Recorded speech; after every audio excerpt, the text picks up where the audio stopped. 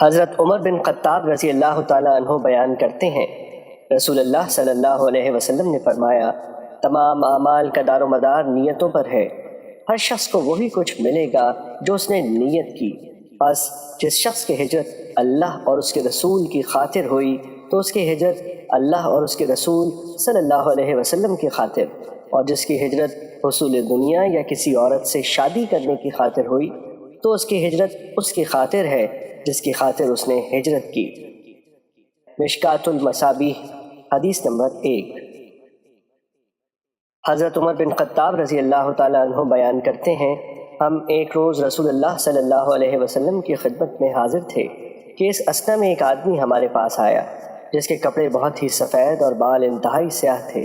اس پر سفر کے آثار نظر آتے تھے، نہ ہم میں سے کوئی اسے جانتا تھا، حتیٰ کہ وہ دو زانو ہو کر نبی صلی اللہ علیہ وسلم کے سامنے بیٹھ گیا اور اس نے اپنے دونوں ہاتھ اپنی رانوں پر رکھ لیے اور کہا، محمد صلی اللہ علیہ وسلم اسلام کے متعلق مجھے بتائیں۔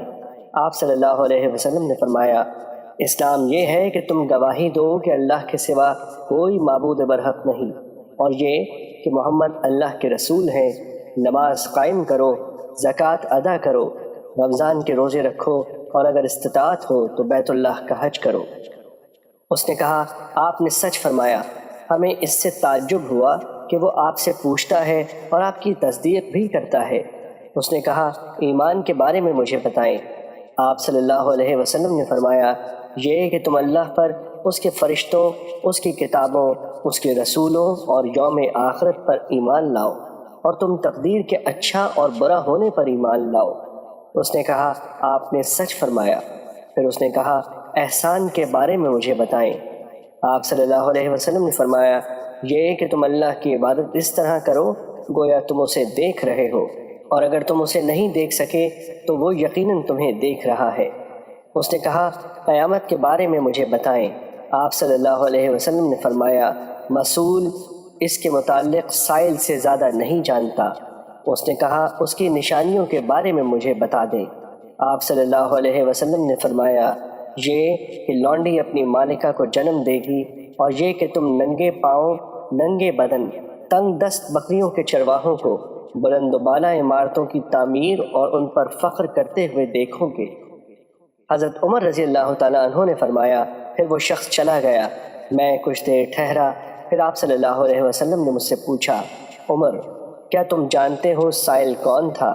میں نے عرض کیا، اللہ اور اس کے رسول بہتر جانتے ہیں۔ آپ صلی اللہ علیہ وسلم نے فرمایا، وہ جبرائیل تھے، وہ تمہیں تمہارا دین سکھانے کے لیے تمہارے پاس تشریف لائے تھے۔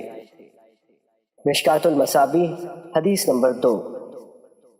حضرت ابو ہریرہ رضی اللہ تعالیٰ عنہ نے اس حدیث کو کچھ الفاظ کے اختلاف کے ساتھ روایت کیا ہے۔ اس حدیث میں ہے، جب تم ننگے پاؤں، ننگے بدن، بہرے، گونگے لوگوں کو ملک کے بادشاہ دیکھو گے، اور یہ وقوع قیامت 5 چیزوں میں سے ہے جنہیں صرف اللہ ہی جانتا ہے۔ پھر آپ صلی اللہ علیہ وسلم نے یہ آیت تلاوت فرمائی، بے شک قیامت کا علم اللہ ہی کے پاس ہے اور وہی بارش نازل کرتا ہے۔ مشکات المصابیح حدیث نمبر 3۔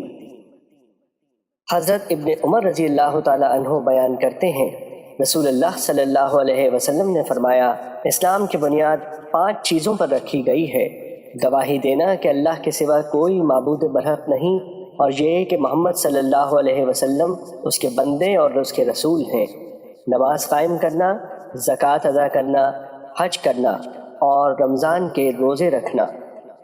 مشکات المصابیح حدیث نمبر 4۔ حضرت ابو ہریرہ رضی اللہ تعالیٰ عنہ بیان کرتے ہیں، رسول اللہ صلی اللہ علیہ وسلم نے فرمایا، ایمان کی 70 سے کچھ زائد شاخیں ہیں، ان میں سے سب سے افضل یہ کہنا ہے کہ اللہ کے سوا کوئی معبود برحق نہیں، اور سب سے ادنا یہ ہے کہ راستے سے تکلیف دہ چیز کو ہٹا دینا، اور حیا بھی ایمان کی ایک شاخ ہے۔ مشکات المصابیح حدیث نمبر 5۔ حضرت عبداللہ بن عمرو رضی اللہ تعالیٰ عنہ بیان کرتے ہیں، رسول اللہ صلی اللہ علیہ وسلم نے فرمایا، مسلمان وہ ہے جس کی زبان اور ہاتھ سے مسلمان محفوظ رہیں، اور مہاجر وہ ہے جو اللہ کی منع کردہ چیزوں کو ترک کر دے۔ یہ صحیح بخاری کی روایت کے الفاظ ہیں۔ جبکہ صحیح مسلم کی روایت کے الفاظ ہیں، فرمایا کہ کسی آدمی نے نبی صلی اللہ علیہ وسلم سے دریافت کیا کون سا مسلمان بہتر ہے؟ آپ صلی اللہ علیہ وسلم نے فرمایا جس کی زبان اور ہاتھ سے مسلمان محفوظ ہوں۔ مشکات المصابیح حدیث نمبر 6۔ حضرت انس رضی اللہ تعالیٰ عنہ بیان کرتے ہیں، رسول اللہ صلی اللہ علیہ وسلم نے فرمایا تم میں سے کوئی مومن نہیں ہو سکتا حتیٰ کہ میں اسے اس کے والد، اس کی اولاد اور تمام لوگوں سے زیادہ محبوب نہ ہو جاؤں۔ متفق علیہ۔ مشکات المصابیح حدیث نمبر 7۔ حضرت انس رضی اللہ تعالیٰ عنہ بیان کرتے ہیں، رسول اللہ صلی اللہ علیہ وسلم نے فرمایا جس شخص میں 3 خصلتیں ہوں اس نے ان کے ذریعے ایمان کی لذت و حلاوت کو پا لیا۔ جس کو اللہ اور اس کے رسول سب سے زیادہ محبوب ہو، جو شخص کسی سے محض اللہ کی رضا کی خاطر محبت کرتا ہو، اور جو شخص دوبارہ کافر بننا اس کے بعد کہ اللہ نے اسے اس سے بچا لیا ایسے ناپسند کرتا ہو جیسے وہ آگ میں ڈالا جانا ناپسند کرتا ہے۔ مشکات المصابیح حدیث نمبر 8۔ حضرت عباس بن عبد المطلب رضی اللہ تعالیٰ عنہ بیان کرتے ہیں، رسول اللہ صلی اللہ علیہ وسلم نے فرمایا جو شخص اللہ کے رب ہونے، اسلام کے دین ہونے اور محمد صلی اللہ علیہ وسلم کے رسول ہونے پر راضی ہو گیا اس نے ایمان کی لذت کو پا لیا۔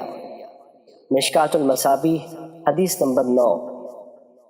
حضرت ابو ہریرہ رضی اللہ تعالیٰ عنہ بیان کرتے ہیں، رسول اللہ صلی اللہ علیہ وسلم نے فرمایا اس ذات کی قسم جس کے ہاتھ میں محمد صلی اللہ علیہ وسلم کی جان ہے، اس امت کے جس یہودی اور عیسائی نے میرے متعلق سن لیا اور پھر وہ مجھ پر اتارے گئے دین و شریعت پر ایمان لائے بغیر فوت ہو جائے تو وہ جہنمی ہے۔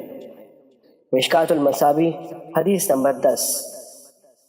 حضرت ابو موسیٰ اشعری رضی اللہ تعالیٰ عنہ بیان کرتے ہیں، رسول اللہ صلی اللہ علیہ وسلم نے فرمایا 3 قسم کے لوگوں کے لیے 2 اجر ہیں۔ اہل کتاب میں سے وہ شخص جو اپنے نبی پر ایمان لایا اور پھر محمد صلی اللہ علیہ وسلم پر ایمان لایا۔ مملوک غلام جب وہ اللہ کا حق ادا کرے اور اپنے مالکوں کا بھی حق ادا کرے۔ اور ایک وہ شخص جس کے پاس کوئی لونڈی ہو، وہ اس سے ہم بستری کرتا ہو، پس وہ اسے آداب سکھائے اور اچھی طرح سے مؤدب بنائے، اس کو بہترین زیور تعلیم سے آراستہ کرے، پھر اس کو آزاد کر دے اور اس کے بعد اس سے شادی کر لے تو اس کے لیے 2 اجر ہیں۔ مشکات المصابیح حدیث نمبر 11۔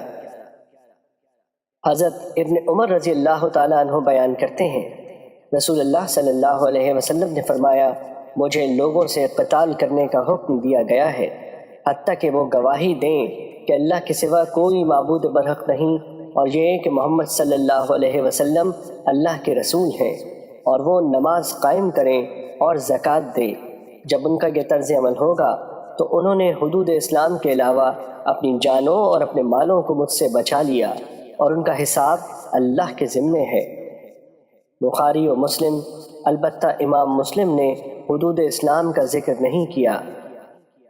مشکات المصابیح حدیث نمبر 12۔